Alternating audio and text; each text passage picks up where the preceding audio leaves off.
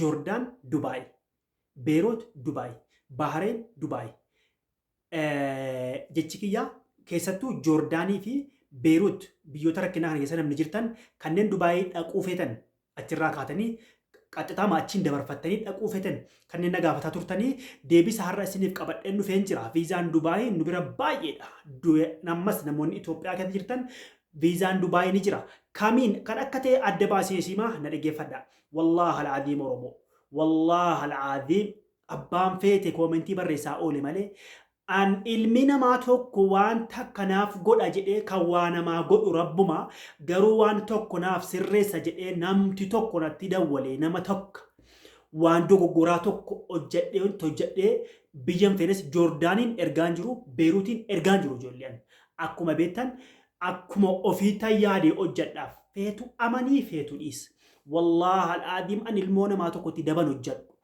Waan tokko waan hin taane tokko irratti hojjedhu keessatti faa dubartii hojjedhu irratti garuu yoo dogoggore rabbiin biraa dhufe malee rabbiin biraa dhufnaan wanti godhamu hin jiru haga nam tokko yaaduu danda'u haga nam tokko namaa cinqamu waan hin beeku irratti saba kiyyaaf inumaan dhaabadhaan mallee an kaayyoon koo isuma duraati hin jijjiiru abadan kanaafuu na hubadhaan isiniin jedhaa hubachiisa asirratti warroonni dhiiraa dhiifama godha warroonni dhiiraa gaafii hedduu gaafatan hin jiru ammas kan dhiiraa viidiyoo qobaatti kan dhiira jedhu qobaatti hojjedha amma Joordaan irraa kaatanii warra Dubaayii dhaquu feetan hojiin hin jiru hojiin jira nama malee hojiin jira Bahariin irraa hojiin jira irra guddeessaa biyyoota Bahariiniif Joordaan kan ijoollee rakkattu nama kanatti gargaarsa guddaa goonee fi gara Dubaayii erguu ni dandeenya qaxxataa jirra namni Itoophiyaa keessa jirtan immoo kan viizaa nuti takkatu isinii rukunne torbii tokko keessatti proosiijoo dhume yookiin kudharfan tokkotti bultii torbaan lamatti yookiin haga guyyaa 20 tikkeetti wajjin isin eeguu danda'u proosiidha malee viizaa miti namni kamimmoo namni deemuu danda'u akkanatti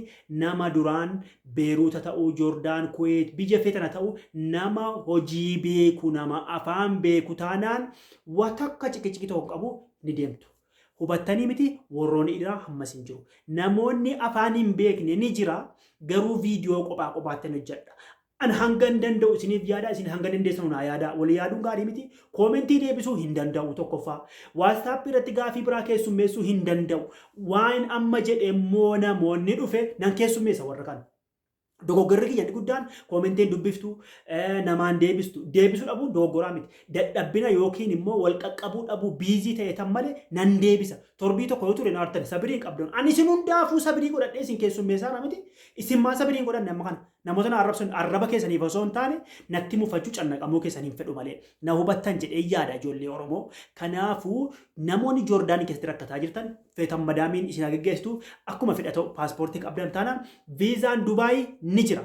Dubaayii dhaqxanii hojjechuu ni dandeessani. Namoonni biyya Itoophiyaa keessa jirtan immoo viizaan Dubaayii ni jira. Nama biyya achi turee biyya biraa turee gadeef nama afaan beeku nama hojii beeku nama afaan beeku taanaan viizaan dafee dhufaa viidiyoo qofatiin irraa eegna.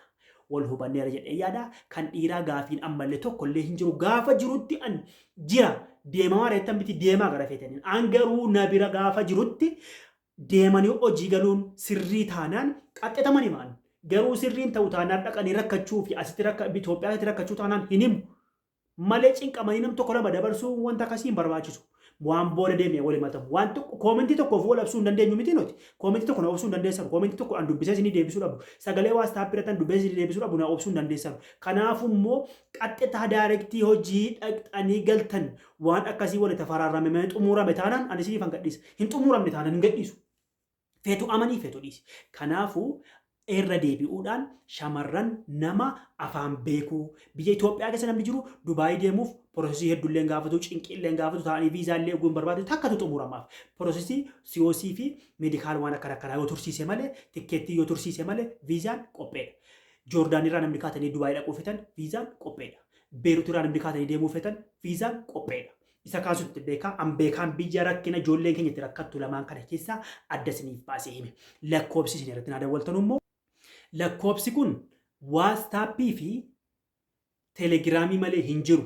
Daareektii dawwalaa toltan zimmita dawwaltanii angaruu isin nan danda'a isin dadhabdanillee duwwaa 25 19 51 23 85 43 lakkoobsa kana teelegiraamii fi waatsaappii dhaan gaafii sirrii na gaafannaan sirriitti isin deebisa hayi bilbiluu daarektii ate waan akkasii hin deebisu. Daldalta daldalaa malee gaafii sirrii gaafannaa isiniif hin deebisaa isinan keessummeessaa.